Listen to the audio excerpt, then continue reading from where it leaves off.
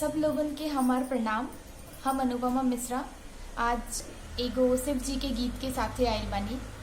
निमन लागी तो जरूर लाइक करेम, सब्सक्राइब करेम चैनल के।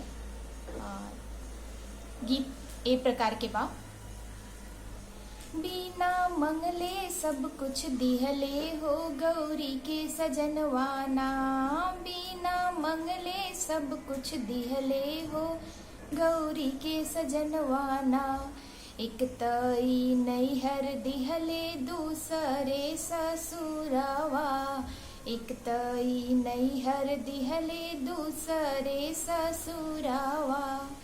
सिंदूरा भर भर के दिहले हो गौरी के सजनवाना, सिंदूरा भर भर के दिहले हो गौरी के सजनवाना।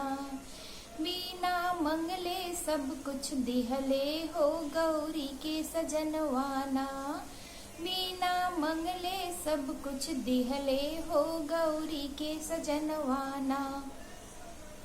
एक तई बेटा दिहले दूसरे में बेटिया, एक तई बेटा दिहले दूसरे में बेटिया।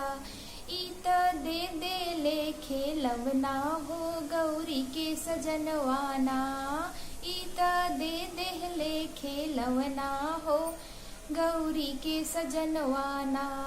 बिना मंगले सब कुछ दिहले हो गौरी के सजनवाना। एक तई बेटा दिहले दूसरे पतोहिया, एक तई बेटा दिहले दूसरे पतोहिया। इत पोता दिले खिलवना हो गौरी के सजनवाना, इत पोता दिले खिलवना हो गौरी के सजनवाना। बिना मंगले सब कुछ दिहले हो गौरी के सजनवाना, बिना मंगले सब कुछ दिहले हो।